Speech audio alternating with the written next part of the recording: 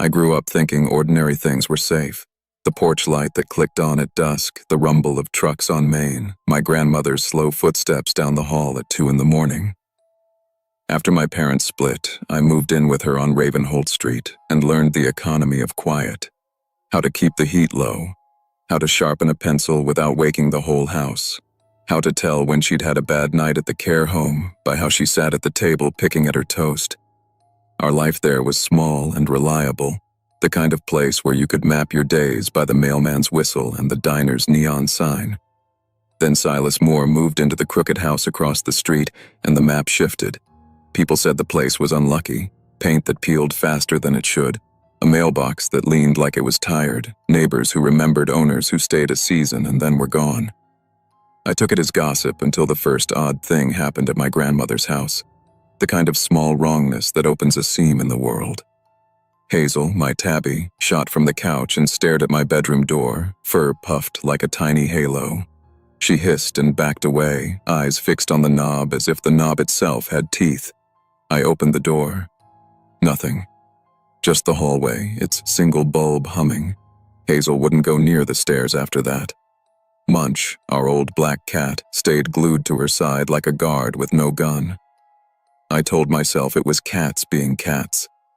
I told my grandmother that too, in a voice I'd practiced to sound casual.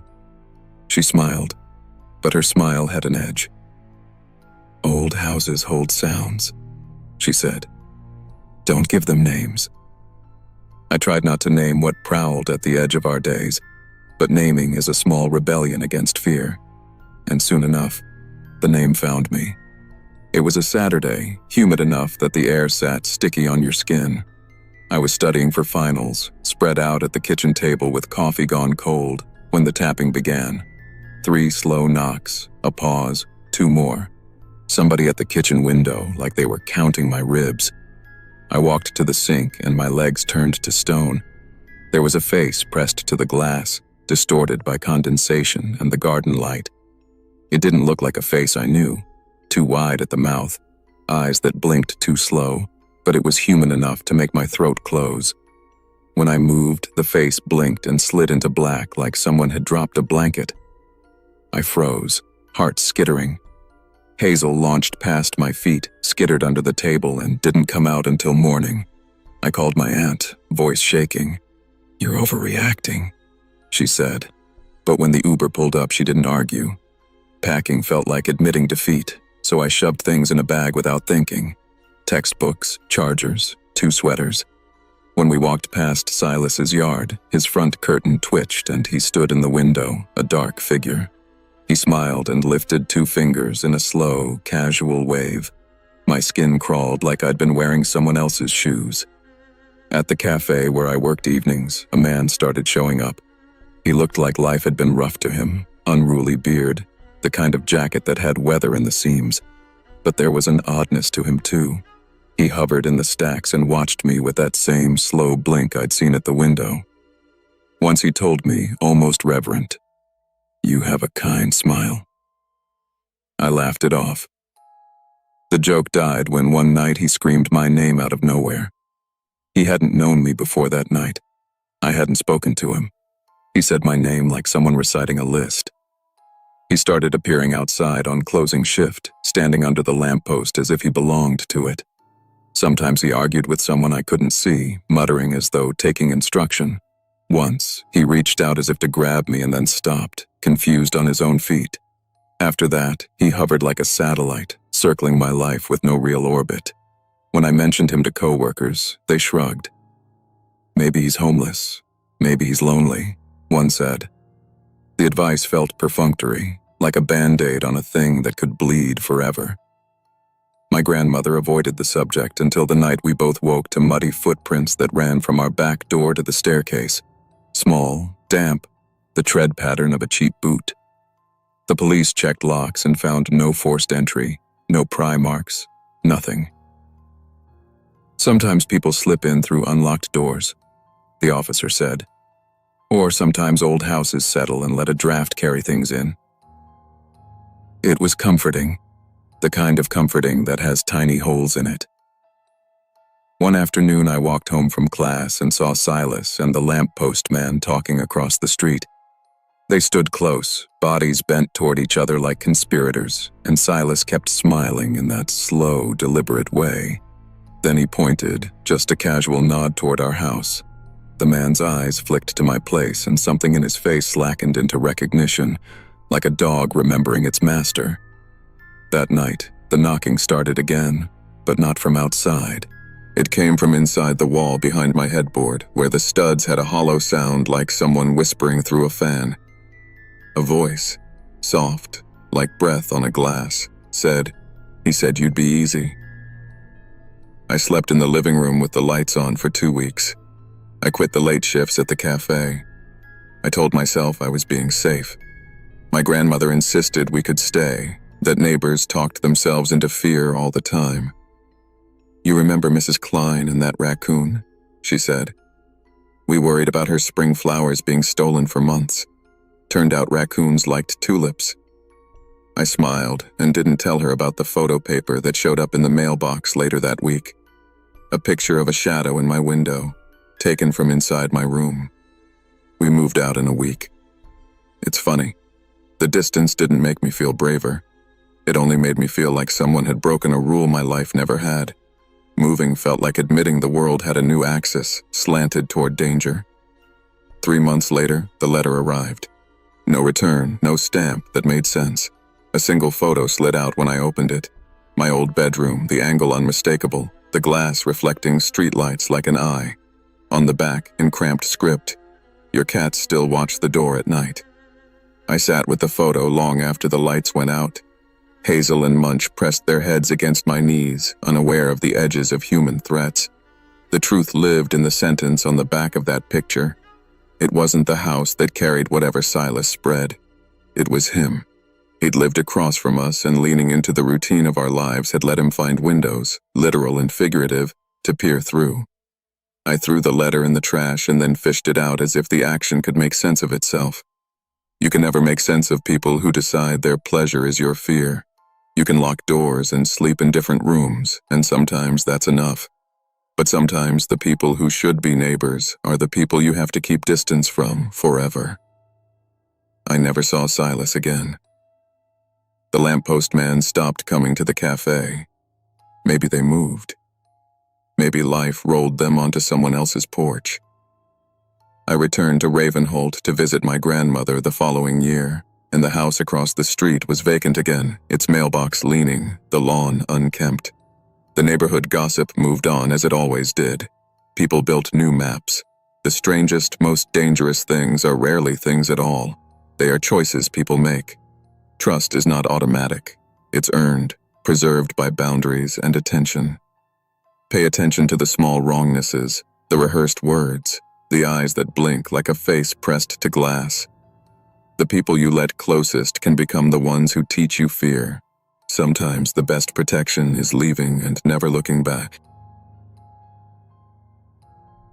I left London with 2 suitcases, a head full of someone else's small cruelties, and a list of things my therapist had scribbled on a post-it.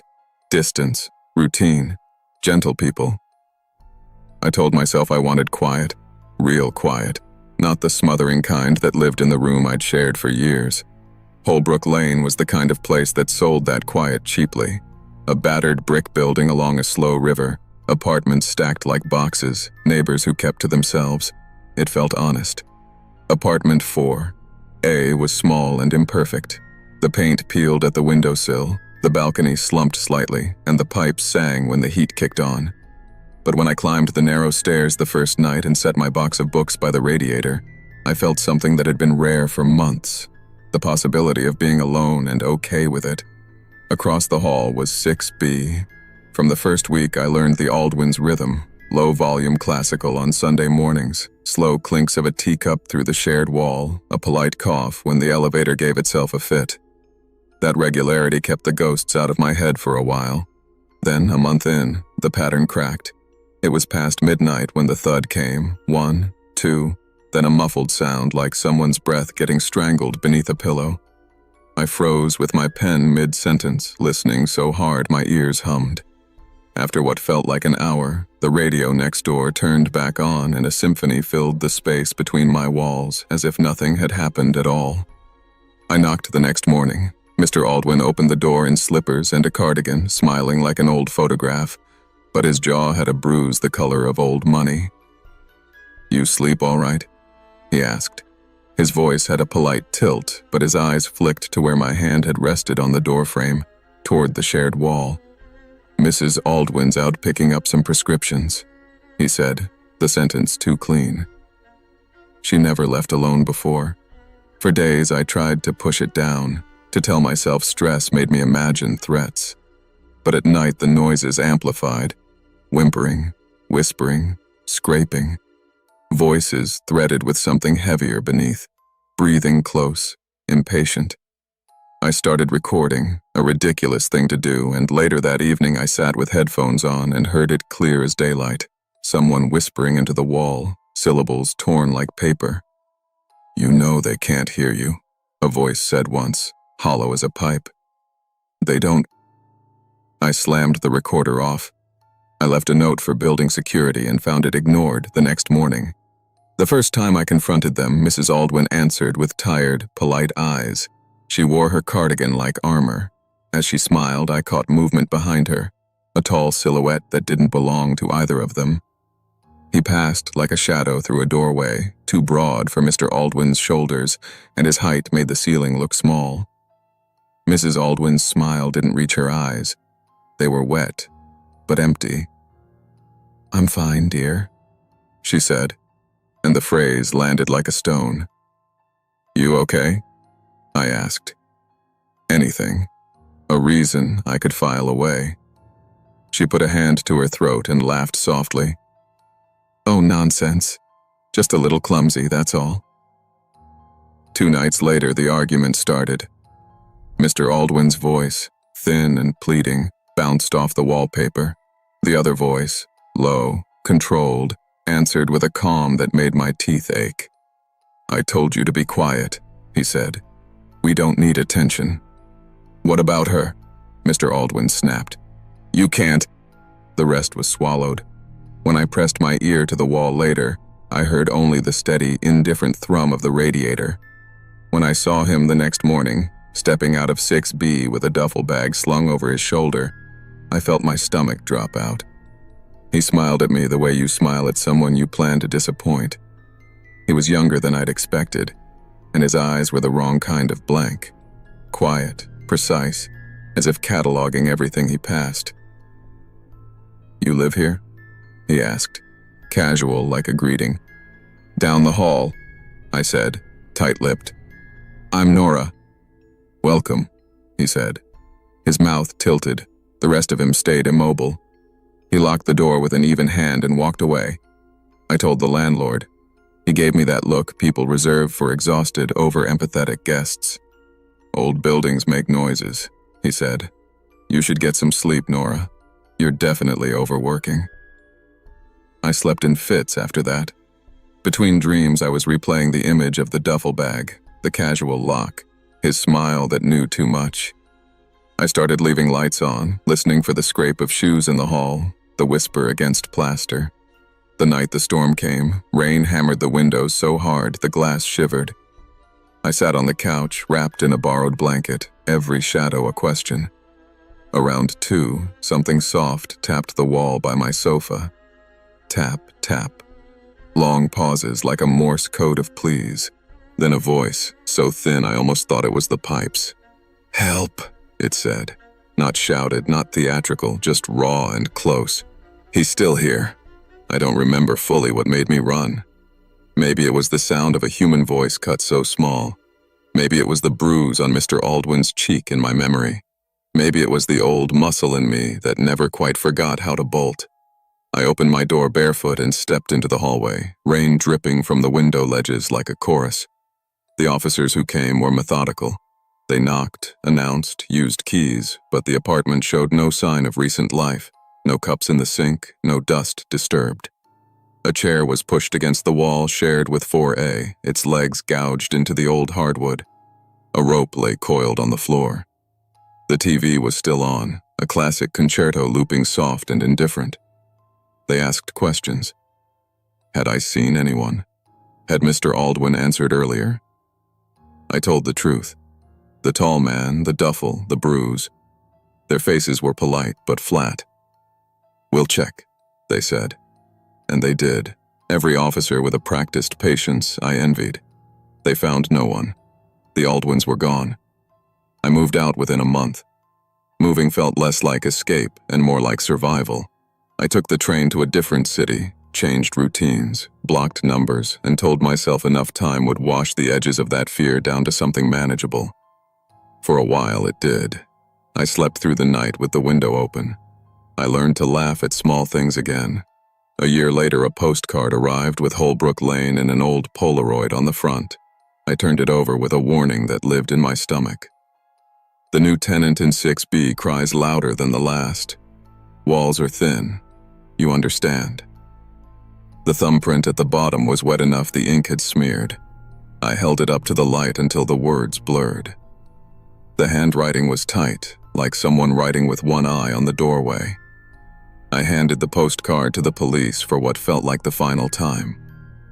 They filed it, took a statement, and told me they'd increase patrols in the area.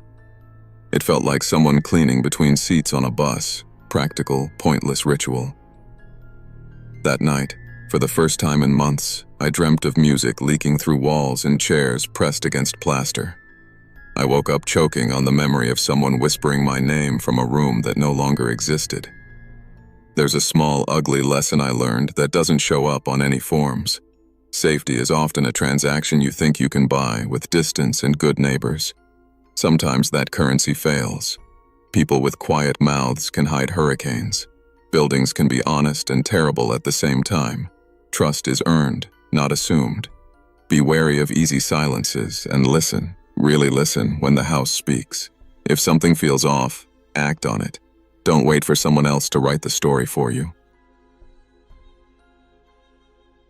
I moved out to the edge of town thinking distance would untangle everything.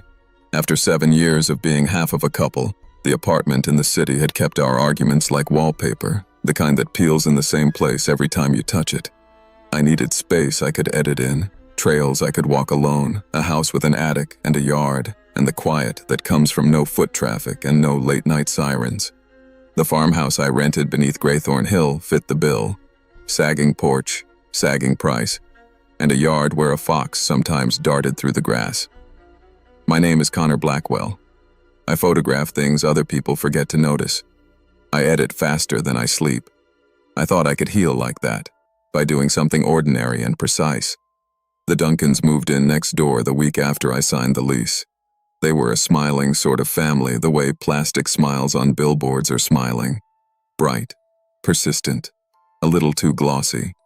They barbecued on Sundays. They waved at every passing car. The kids rode bikes in a loose, noisy ring until dusk. Their house had one oddity, a small attic window that faced my bedroom. Day after day it sat dark, literally and figuratively, which made it easy to ignore. But then the first thing happened. Small, like a splinter under a nail. On the third night after I'd moved in, as I was unpacking lenses, I glanced up and saw the attic curtains stirring. They only ever stirred if someone was in the attic.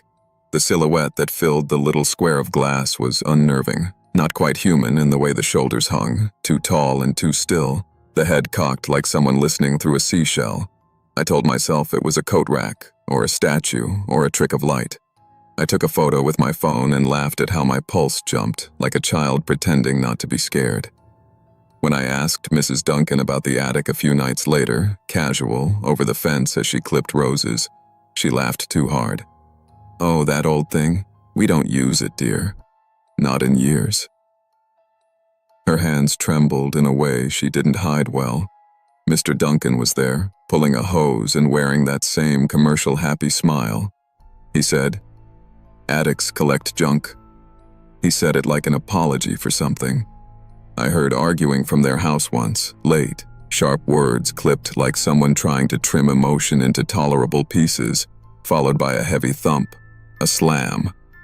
The next morning, Mrs. Duncan covered a bruise with a scarf and made pancakes as if pancakes could paste over what had happened. There are moments when you feel the world tilt and you don't know which way to step. My instinct is tuned to small details, the way a fox shifts its ears when it senses heat, or a deer's gaze when it pinches its nostrils. That training made the nights worse. The silhouette returned. It would stand in the attic window like a photograph come to life, limbs too long, head turned wrong, eyes catching the porch light and throwing back a glint that felt like being watched through a camera lens.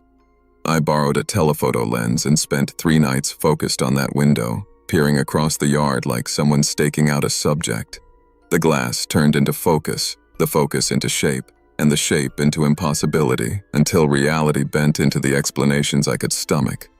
A mannequin, an old ladder with coats, perspective making a shadow stretch. But perspective can only explain so much. After the figure, small things began to stack like coins in a jar. Scratching sounds in my attic at 2 in the morning, light, precise, like someone testing floorboards. Footprints under the Duncan window on mornings where fog had left the lawn a soft damp.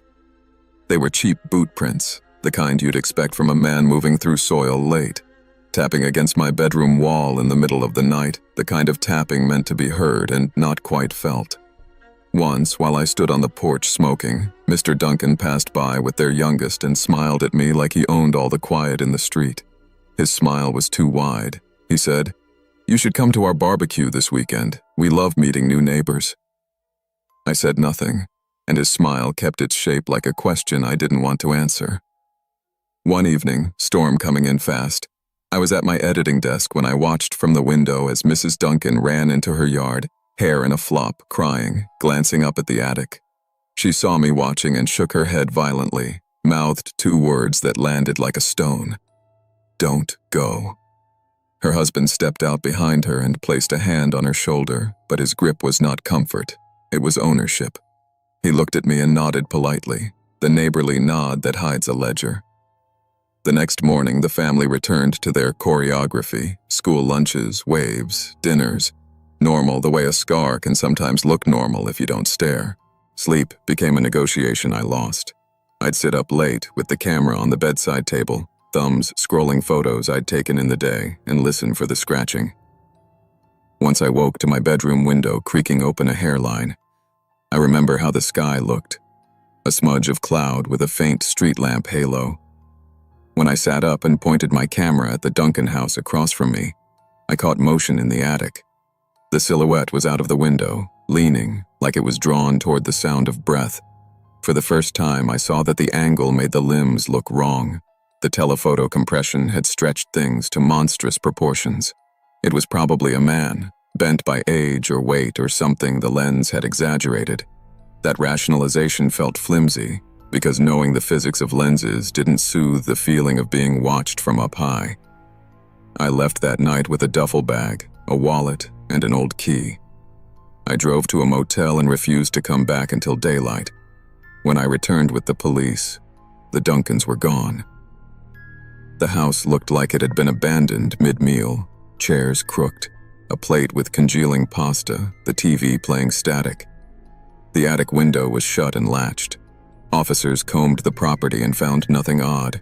No sign of forced entry, no footprints leading away from the yard except small prints in the flower bed. "People leave," one officer said. "Sometimes fast, sometimes they're running from something, sometimes they leave things behind." He said it like a sentence in a report. He gave me a card and asked if I wanted to file a report. I did. It felt like a formal way to push the unease into a box. I moved out a week later. I told myself it was safer, that distance would unbind the thread of anxiety tied around my chest. I thought that removing myself physically would remove the story from my life. I rented an RV for a while and drove down to the South Island for a week of shooting. The isolation did me good. The mountains made the smallness of fear shrink a little. I shot a lot of foxes and gulls, and for the first time, I slept through the night. When I developed the film back in my tiny dark room, the role surprised me. Tucked between frames of kelp and gulls was a shot I hadn't taken. Nighttime. My old bedroom window. It was shot from outside, close. In the glass reflection, behind me, the silhouette leaned in. its head tilted at the same wrong angle, limbs caught in a curious justification of how I'd seen it through the telephoto lens, only more intimate. My pulse spiked so hard my hands shook. A photograph is a proof of presence. Somebody had been in my yard when I was gone. Someone had stood with a camera aimed at my sleeping room and made this image. I stared at the frame until the paper seemed to breathe. The photograph didn't tell me whether the figure had been stretched by optics or by the imagination. It didn't tell me why the Duncans had left or where they had gone. It only told me that whatever, or whoever, had been in that attic had access to a space I'd thought private. The motel, the police report, the rational explanations were small boats in a vast water. I've come to think about borders a lot. Physical ones, emotional ones. We're taught to believe walls and locks are enough. They rarely are. The most reliable safeguard I've found is attention, noticing the small wrongnesses before they become stories you have to live inside. If something is off, a window that opens at night, a neighbor who smiles too long, listen to the small alarms. They're rarely dramatic, rarely cinematic. They creep in like drafts and then they stay. I don't know who the silhouette was. Maybe a man with limbs that bent in ways I couldn't reconcile. Maybe a neighbor with a mannequin or a ladder and a taste for watching. Maybe it was nothing but a camera angle and a collection of insecure assumptions. What I do know is the photograph. It's on my shelf now, behind a stack of prints. I look at it sometimes. The figure is an absence and a presence all at once. It's a warning and a record. I told myself I'd never let a house or a person steal my sense of safety again. That's a naive vow, but it's mine. Pay attention to the small wrongnesses. Trust your instincts enough to act on them. Privacy is fragile and boundaries are the work of constant tending. Don't pretend distance alone will save you. I moved to Maple Crest because I wanted a clean break. People talk about reinvention like it's a weekend project: paint the walls, change the furniture, get a haircut, but reinvention for me meant geography. I left behind a marriage that had been a courtroom more than a home, and a house where the echoes still sounded like arguments. My ex had the kids after a brutal custody fight. The judge called it in the children's best interest, and I called it my worst failure. I packed what I could carry, found a remote rental on the edge of town, and started translating documents from a laptop on my kitchen table. Snow kept the world distant. Kiro, a shepherd mix I'd rescued the summer before, kept me honest. We did long, cold walks. I thought the rhythm of steps and the burn in my lungs might rearrange whatever was broken inside me. The estate agents called my place Maple Crest 12, and the locals called it quiet. My neighbor, Henrik Solberg, didn't much like to be called at all. He kept to himself with that polite distance people in small towns keep when they want to be kind without committing. The shed behind his house was older than the fence, weathered, and always locked. There were whispers. His wife died in a house fire years ago. A loose explanation that neighbors filed away and seldom revisited. On the third week, Kiro stopped mid-walk and growled at the shed. He never growled. He leaned into the sound, hackles up, low rumble in his chest. I shivered even before I noticed the faint light through the plank crack, the small warmth in a place that shouldn't have any. I told myself it was a heater, a work lamp. I told myself a lot of things that winter. One night I heard the scream. It was one single, sharp cut that ended like someone had yanked the wires from a speaker. It came from behind Henrik's house, and the sound sank into the snow like a stone. I went over and knocked on his door. He opened slowly, eyes tired, one hand rubbing at a new cut on his cheek. "Dropped a box," he said. Slipped. His smile was quick. The kind that smooths over what you don't want to ask. "You okay?" I asked. "Fine. Cold night, right?" He closed the door like the conversation was finished. After that, I started noticing things because once you let fear in, it draws your attention like static. Henrik dragged something heavy across his yard at 2 a.m. once, and boarded the shed up the next day. I heard soft sobbing on the wind on another evening when the street lamps hummed and the world smelled like bleach. My bathroom vent carried that scent sometimes, bleach like someone trying to erase stains. Footprints from my backyard led to Henrik's fence, but the prints were too small for his boots and too straight to be a child's. Kiro refused to go out after dark. One night, a pale hand slipped through a broken plank and gripped the edge of the shed like it wanted to pull itself out. By the time I got outside, Henrik was there, nailing the board in place. He smiled at me like I'd interrupted nothing. "Cold night," he said. "The local police are good people. They are also, as I learned, efficient with the things they can prove." I called them after the first scream. I called them again when the hand appeared. Henrik reported me for trespassing and harassment a week later. He said I'd been loitering by the shed, peeking in. His reputation, quiet widower, respected in town. The kind of man who brings casseroles to sick neighbors bought him a credibility account I didn't have. The officers who came by were polite, took notes, and told me to avoid confrontation. "Don't escalate," one said, and left me standing in my kitchen with my hands empty. Keys went missing, not dramatic, small keys for a spare door, the kind you put under a pot that stops caring where it hides things. The next morning my front door had been left unlocked, my slippers turned up in the middle of the living room. Once, I woke to muddy bare footprints through the front hall, heading toward the forest that fringed our properties. They looked like someone who'd been walking barefoot in snow. Reckless, strange. Kiro clawed at the back door one evening, and when I opened it, the prints continued into the white gloom toward the trees and vanished. I started keeping a notepad and writing. Dates, times, impressions. It steadied me in a way therapy sometimes couldn't. I told myself I was being practical, rather than paranoid. Still, there's a difference between being scared and being right. I wanted to know which I was. Winter tightened. A blizzard came in with the kind of weather that erases edges and memory. At 3:14 a.m., I woke to frantic banging on the kitchen window. My heart pounded like it wanted to break right out of my chest. I went to the window, and there she was, a woman standing in the snow, dry-faced and wide-eyed, pressed to the glass like some animal in a zoo. She mouthed something silent, frantic fingers on the pane. I was fumbling at the deadbolt when Henrik stepped out of the shadows behind her and dragged her back into the storm. "No!" I screamed, and grabbed for my phone. Snow swallowed my voice and the woman's plea. I called the police and they came, blue lights making the world look unreal, but they found nothing but a scattering of footprints. The woman had been there and then she had not. The officers took the report, their faces practiced and tired. "We'll patrol more often," one promised. I wanted a promise that could be kept. I left with nothing but the impression of her eyes, an animal look that said she'd believed she might be saved. A week later, I decided I couldn't stay. The house that had been a refuge felt like an accusation. I listed it for sale. Packing up was mechanical, heavy with the kind of grief that isn't dramatic.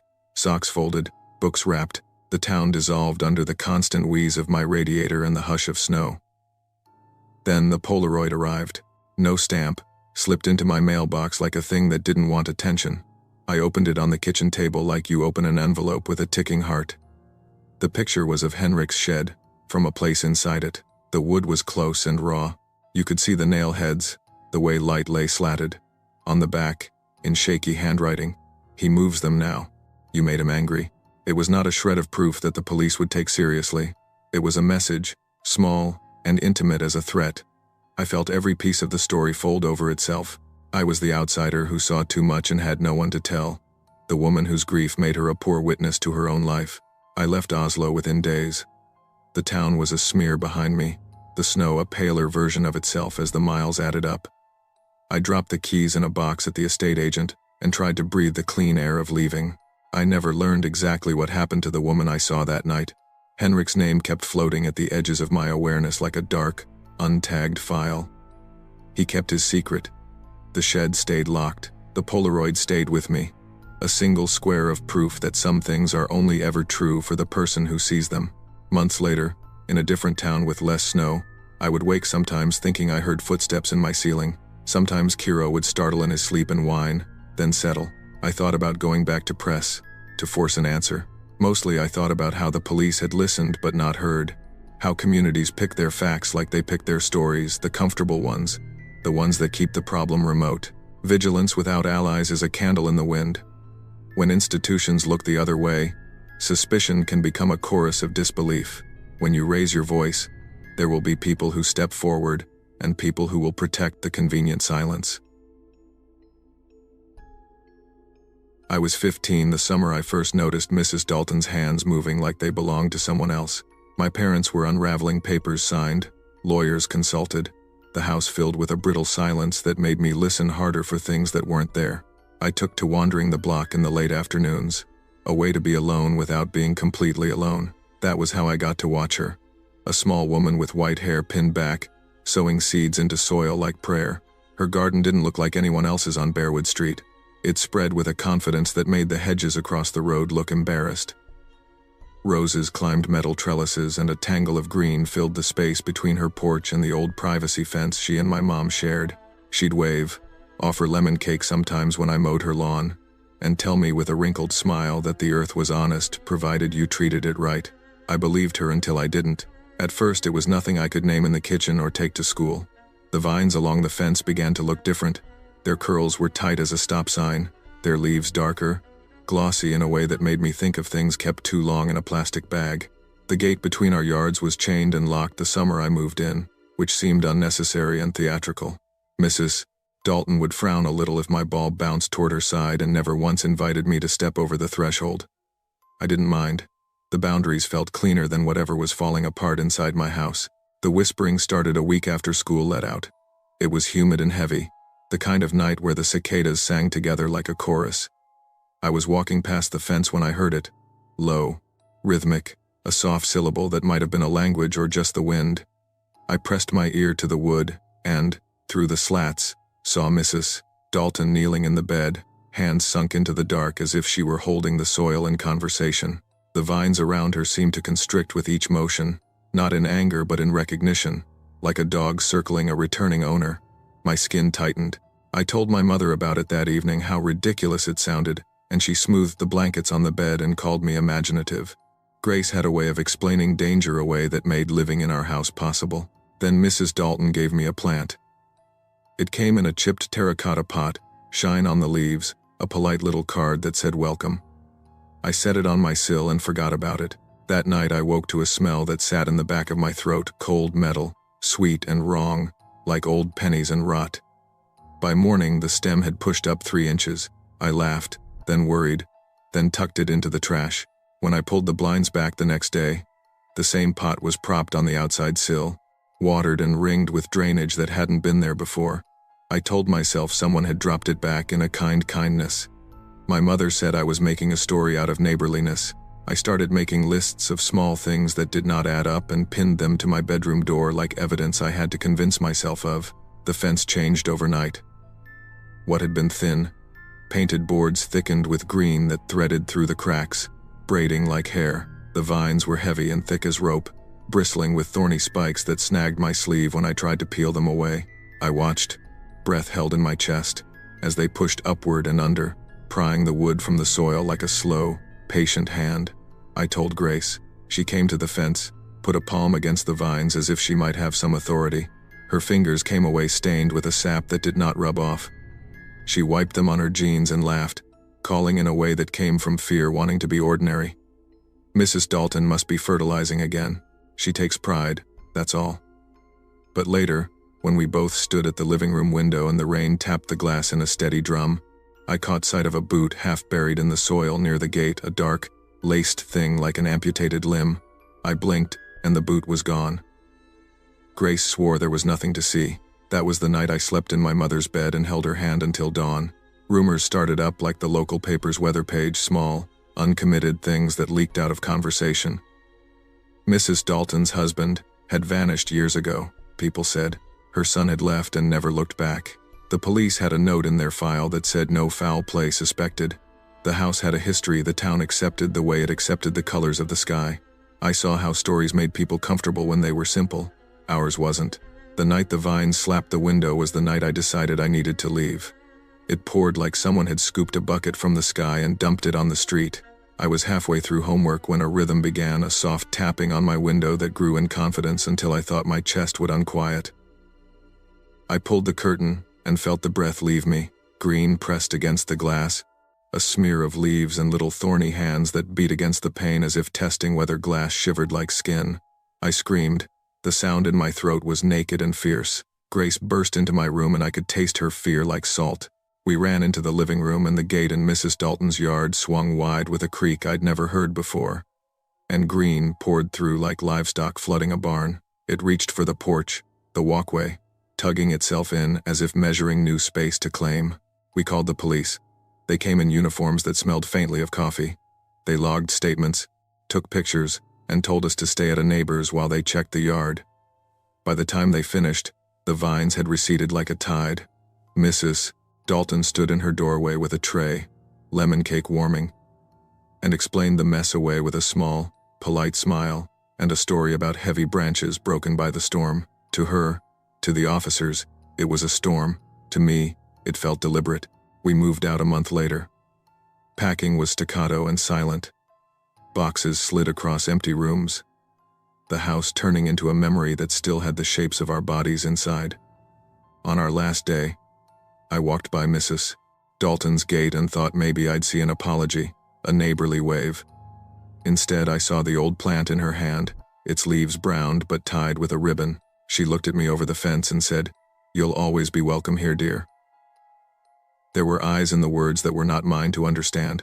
Years drifted like dust.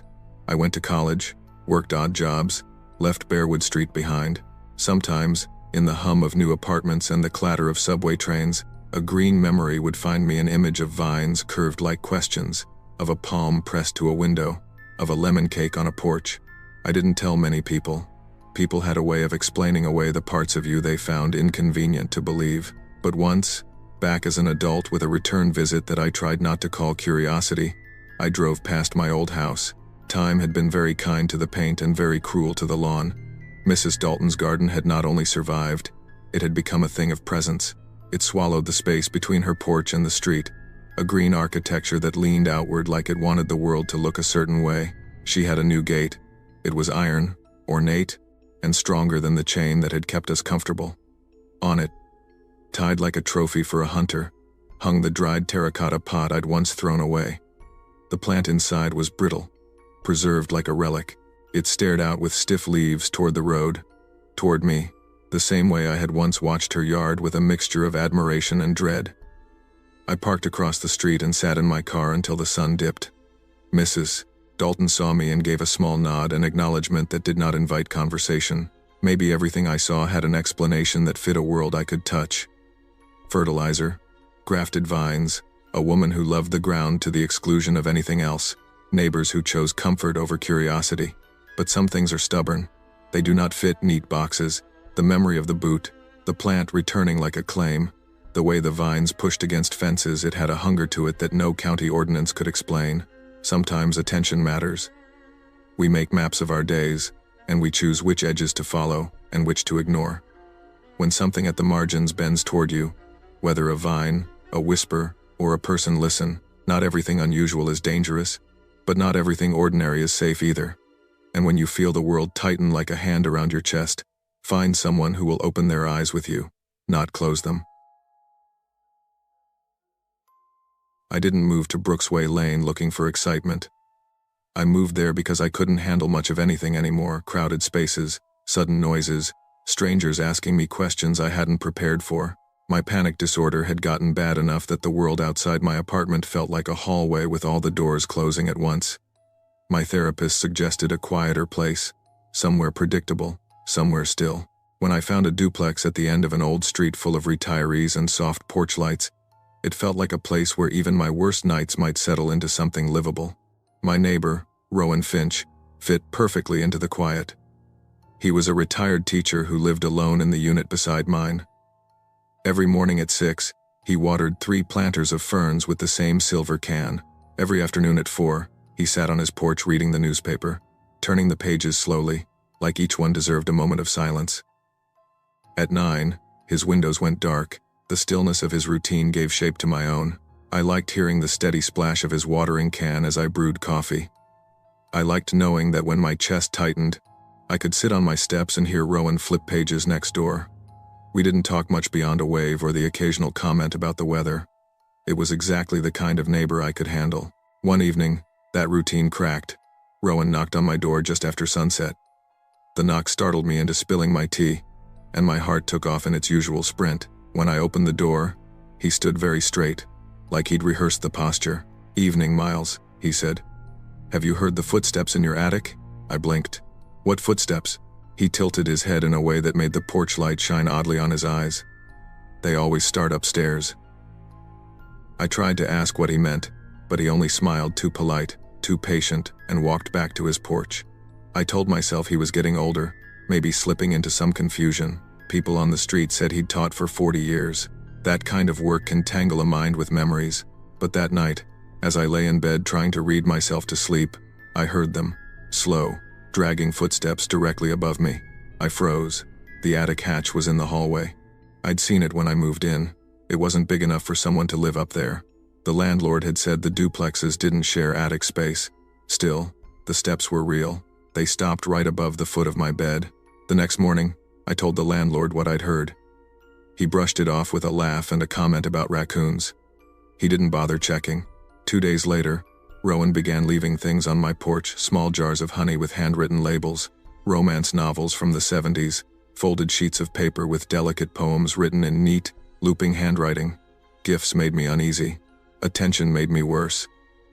But Rowan smiled so softly in passing that I didn't have it in me to confront him. One morning, on top of a jar of honey, I found a note. "The one upstairs likes you. I can hear him crossing into your side." The phrase, "the one upstairs," felt like a cold hand on my spine. I called Deputy Marlowe, who knew the neighborhood well. He searched my attic with a flashlight while I stood in the hallway with sweat sliding down my palms. He checked corners, insulation, beams, even the small vents.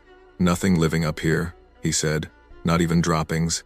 But when he left, the footsteps returned, faster this time, sometimes running, sometimes dragging like someone too tired to lift their feet. One night, at 3:17 a.m., I remember the exact minute because the numbers glowed sharp on my bedside clock. I heard whispering above me. A voice scraped through the boards, gentle but unmistakably human. "Miles." I jumped out of bed so fast I nearly sprained my ankle. I didn't want to wake Rowan, but fear overruled every ounce of shyness I had. I crossed the yard in my pajamas and knocked on his door. Not hard, just enough to feel like I wasn't alone in the dark. Rowan opened instantly, as if he had been standing right behind it. "He's stronger now," Rowan whispered, breathing too fast. "He likes it when you're scared." I backed away without saying goodbye. I couldn't stay at the door any longer. Panic made my vision swim. I called the police from my bathroom floor and stayed on the phone until dawn, wrapped in a blanket and shaking every time the pipes creaked. The next morning, Rowan's porch was bare. No ferns, no chairs, no books. His door was unlocked, but when I called his name, the house felt empty in a way that didn't make sense. The bed was made, the kitchen counters spotless. His wallet sat neatly on the table like he'd just walked outside for a moment and forgotten to come back. The police opened a missing person case. That night, I tried to sleep on the couch with all the lights on. But hiding downstairs no longer mattered. The footsteps didn't stay in the attic, they came down. At first, I thought it was the refrigerator humming louder than usual. Then I heard the creak, one I knew too well from the hallway floorboard that always complained when I walked over it. Another step followed, and another, slow at first, then stopping right outside my bedroom. I didn't breathe. I didn't move. I dropped to the floor and looked at the tiny gap under my door. A shadow stood there, not moving, not swaying, just waiting. The doorknob rattled softly. Then it turned. I didn't think.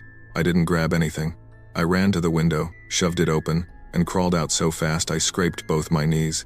I dropped to the grass and sprinted barefoot down the block to a 24-hour motel. Shaking so hard the clerk had to enter my name for me. I spent a week away, sleeping with the TV on until the blue light felt safer than silence. I only returned because the landlord demanded I clear out my belongings. I went, while the sun was high, while people walked their dogs and waved at me like nothing strange had ever happened on that quiet street. My mailbox held a single envelope with my name in gentle, curved handwriting. Rowan's. Inside was one line. He wanted a new home. Thank you for letting him in. I moved out that afternoon, without looking at the attic, without looking at the hallway, without looking back at Rowan's empty porch. My mind has replayed that final night more times than I can count. The shadow, the footsteps, the way Rowan had known something I couldn't understand until it was too late. Sometimes, when the house I now live in settles at night, I freeze and listen, waiting to hear if something has followed me. Waiting for steps above me that shouldn't exist. So far, it's been quiet. But part of me wonders, whenever a floorboard pops or the wind breathes through the eaves, If quiet is just the beginning of something, learning the shape of a new home. When fear whispers that something is wrong, believe it the first time, because danger rarely enters loudly. It enters like a footstep you try to explain away. I moved into the flat on Baker Square because I wanted a place that looked older than my mistakes. My sister, Elise, had died the year before. The funeral was a blur of polite condolences and 2 bright flowers. I blamed myself for not visiting more, for choosing work and worry over Saturdays and long phone calls.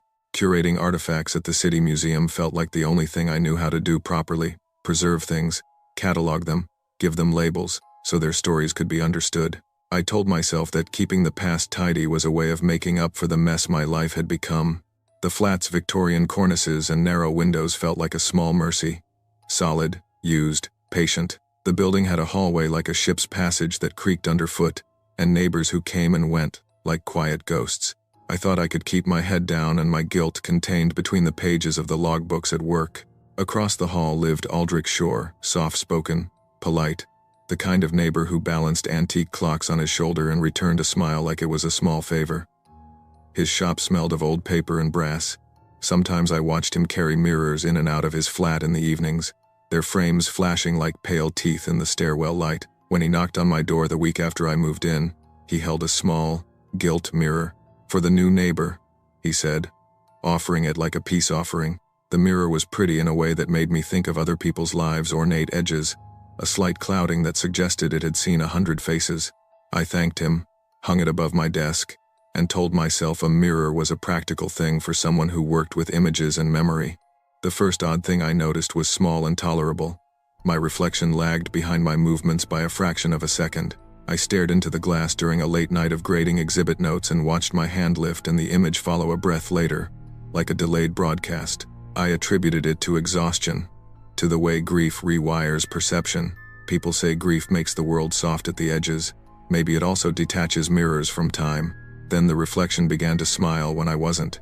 I would sit at my desk thinking of Elise, and for a moment I would look up and find the woman in the glass, smiling with a tilt of the head I had not given. Once, when I laughed softly at a memory, the reflection's mouth spread before mine did, as if it were practicing my expression. I told myself to stop staring. I told my colleague Miriam, who worked in conservation, that the mirror felt off. She touched the frame and said, "This should be in the restoration lab. It hums." She laughed nervously, then gave me a look that suggested some things were better not kept near sleeping rooms. That night, I dreamed of Elise. She stood inside the mirror, tapping the inside of the glass with her knuckles, smiling that little half-smile she used to give when she forgave me without words. I woke up with my heart beating in my throat and walked to the desk to pull the sheet over the frame. When I returned, the sheet had fallen to the floor. "Once the mirror chooses you," Aldrich said to me in the hallway the next day, "it's better not to resist." He said it like weather, a gentle fact. I found the sentence impossible and ridiculous and strangely panicked. He smiled as though that should reassure me. "It keeps things for people," he added, like he was explaining how a museum stores an object. "It preserves." I began to cover the mirror with a sheet every night. Each morning the sheet lay in a small puddle at the foot of the desk as if it had been folded and placed down by a careful hand. Once, coming home from a late shift, I found the sheet draped across the chair rather than the frame, and when I lifted it, the glass was warm against my palms, so warm it felt alive. I should have moved it then. I should have thrown it away or smashed it with the blunt end of the broom. Instead, I walked across the hall and knocked on Aldrich's door. He opened before I could finish, as if he'd been waiting. The flat was darker than I expected, and filled with mirrors. Oval, full-length, handheld ones, stacked like small altars. Behind their surfaces walked faint silhouettes that shifted when I blinked. I recognized faces: a woman with Elise's jaw, someone else's profile, people not dead but contained, pressed like specimens beneath glass. In the largest mirror, my sister looked back at me with a distance that made my skin go cold. "They don't die," Aldrich murmured behind me. "They move." I felt my knees buckle. I tasted old pennies. "What do you mean?" I asked, but the words went thin as paper between us. He folded his hands like a teacher ready to explain something simple. "People who can't let go find their way here. Sometimes a mirror is a place you can keep a person. They keep breathing in there. In a small way. They wait. For you."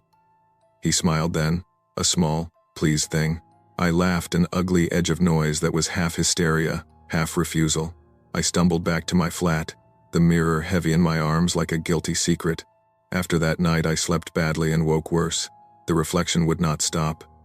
At times she mouthed words I could not hear. Once, while I was brushing my teeth, the woman in the mirror turned her head and peeked over her shoulder, as if listening to something I could not hear. I tried to call Miriam again, to tell someone, but she did not pick up. At the museum I moved through the galleries with an absent gaze, pressing labels to the glass of display cases like one who knows too well the feel of confinement. One afternoon, about a week after my discovery, I returned from work to find the mirror wrapped in brown paper at my door. My breath caught. Inside the paper the mirror gleamed clear and steady. The reflection looked like me, but better arranged. Hair smoothed, posture straight, a small, satisfied smile. I ran from the flat, ran down Baker Square with the mirror clutched to my chest like a newborn I did not want to raise. Anchored by fear, I dragged it to the park and set it against a bench.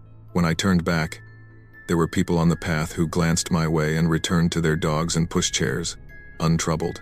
The mirror reflected the sky, clouds like cotton.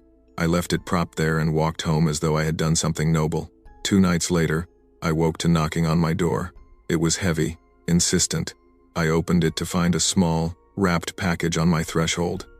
Inside was the gilt frame, polished and clean. The glass smiled as if it had been waiting for me all along.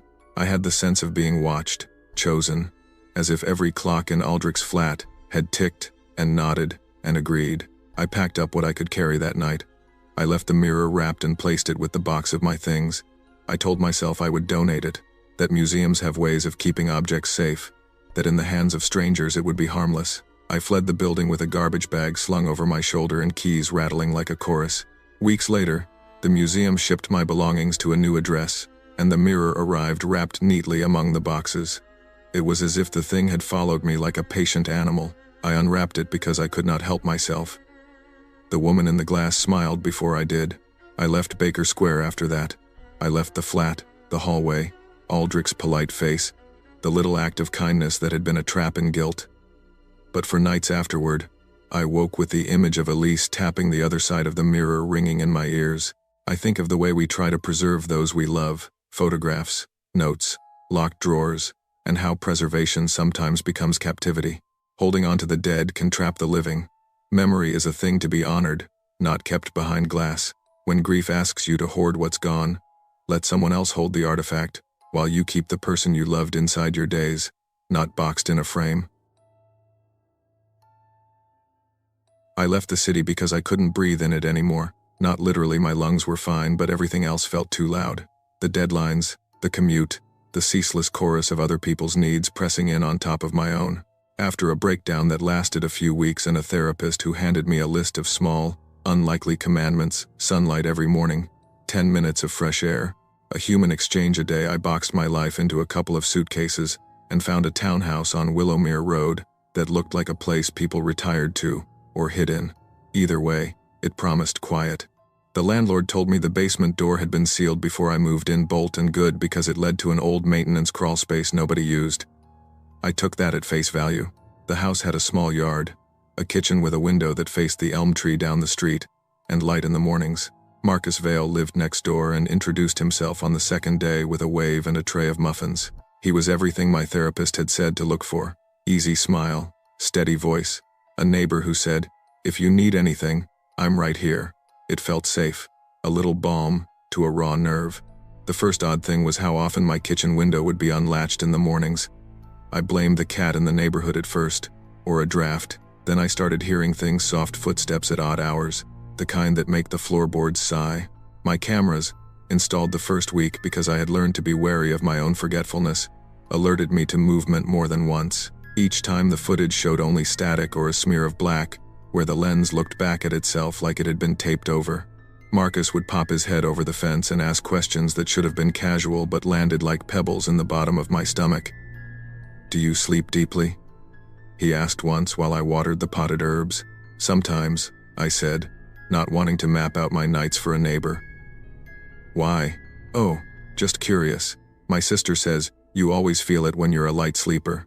He smiled easily, and then asked, "Your brother? Does he visit often? As if inventorying my support system. No, not often. I wanted to tell him I preferred it that way. Instead I said, not really. He left with a, good to know. That made the air between us smaller. The knocking started the night I almost believed it was nothing. 3 sharp taps, a pause, 2 more, like a pattern, learned and repeated in a basement under somebody's breath. It came from the basement door that had been bolted for decades. The one the landlord had shrugged about when I mentioned it. I went downstairs, feet bare against cool wood, and pressed my palm against the metal bolts. They hummed under my hand, a tiny, impossible vibration, as if something on the other side breathed and pushed back. You're being silly, I told myself. I called Daniel that night and said, could you crash here a couple nights, just until I feel less hollow? He arrived the next day with a duffel and a steady face. He sat up on the couch like it was temporary and normal. He laughed at my tea-making rituals and told me to go to bed. That second night he woke me up at 3 in the morning, whispering in the doorway. Did you hear that? He asked, eyes bright with the kind of adrenaline that felt almost deadly in the dark. Yeah, I said. He went closer to the basement door and pressed an ear to the wood. I can hear something, he said. A voice. Low. Like someone arguing with himself. We listened until dawn. There were scrapes, small, furious, like nails dragged across raw timber. When the sun finally came, I found muddy footprints leading from the bolts into the laundry room. Bare, adult prints. Toes splayed in a way that made fear feel like a physical thing. The mud was still tacky. I called the landlord.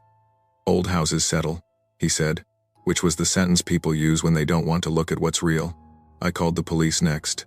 They were professional and patient, and checked the property from outside access points. They found signs someone had been there, blankets folded haphazardly, wrappers, a phone with the SIM removed but no one in residence anymore. The officer who took my statement said, maybe a transient, maybe a squatter. We'll put some extra patrols around. Marcus stopped by that afternoon with 2 coffees in hand like a peace offering. His townhouse was immaculate when I stepped inside. No pictures, no clutter, surfaces like mirrors. The air felt cold, not in temperature but in intention. He set the coffee down and stood in my kitchen until I spoke. You shouldn't open that door, he said. There was a flatness in the way he said it that made me drop the lid of the travel mug. Why not? I asked. It's better if nothing changes. He smiled, but it didn't reach his eyes. Some things are meant to stay sealed. I remember the joke I wanted to make about ghosts and landlords and the town's ancient plumbing, but my voice stayed lodged in my throat. I felt foolish for feeling afraid. Ridiculous when panic climbed into my chest. Marcus left with a wave and a, call me if you need to talk, like he'd laid down a rope. I didn't call. One night the bolts shifted. Not thrown open, not that dramatic reveal people imagine in movies, but they rattled. A slow, grinding insistence as if someone was testing an impossible lock. Daniel grabbed a bat, and I grabbed a flashlight. We sat on the kitchen floor with our backs to the counters and listened as something dragged itself along the other side of that door. Scrape, scrape, pause, scrape again. The next morning the bolts were looser. Not everything was explained with a police report. The officer frowned at the ragged blankets and took photographs. We'll step up checks, she said. If anyone's living under there, they might have left in a hurry. We'll keep an eye. I didn't sleep. I filled boxes as if moving could move the feeling out of my bones. Daniel helped, loaded my car, and tried to laugh about my caution, like it was a fragile thing he wanted to protect. Marcus stood at his window as I drove away, his face a still, hollow thing that did not watch me go so much as catalog where I went. He raised a hand, fingers motionless, and then let them fall. 2 weeks after I moved into a different building, trying to build the small routines that had saved me once before. The front desk called down. A package had arrived with no return address. I opened the sealed envelope in my tiny new kitchen and found, neatly wrapped, the bolt from my basement door. Underneath, folded like a sinister compliment, was a note. The handwriting was small and patient. You moved. He didn't. There was no signature. There was a smear of something at the bottom like a thumbprint, still damp enough that I touched it and came away with a smear on my finger. I put my hand to my mouth and felt the shape of a sound I could not make. I called the number the landlord had given me.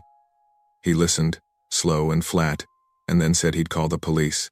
The officer who came to take my statement was kind, the sort of kindness that meant, I'm sorry this happened to you. And also, what does one do, really, when something that feels elemental and wrong happens in a quiet house? I learned a few practical things after that. How to change my locks, how to set up cameras in better, smarter positions, how to add a secondary alarm under a bed so my hands would instinctively find it. I learned how to sleep with a lamp on and how to let someone else or many someone else's hold the sound of me when I needed it. But practical measures don't erase the ineffable. The way a neighbor can wear helpfulness like a mask, the way an empty house can contain someone's life folded into blankets and a phone without a SIM. The thing that sits with me is smaller and more human. The bolt, carried like a trophy. The thumbprint, the sentence shaped like a laugh. You moved. He didn't. As if movement means safety, as if departure can be the same as escape. I don't know what lived under that basement door. I don't know if Marcus was complicit or only a man who knew more than he said and was terrified of the history of his own quiet. I do know I learned to listen to small noises differently. I know that when a house fusses and rattles, we don't always have to let the professionals reframe it into old building or vagrants so we can sleep easier. Sometimes the house is telling you exactly what you need to know. Trust the voice that tells you something is wrong. Silence and politeness are not proof of safety. Act on your unease, document it, and don't let others dismiss your fear as fragility. Your instincts are data, your boundaries are survival.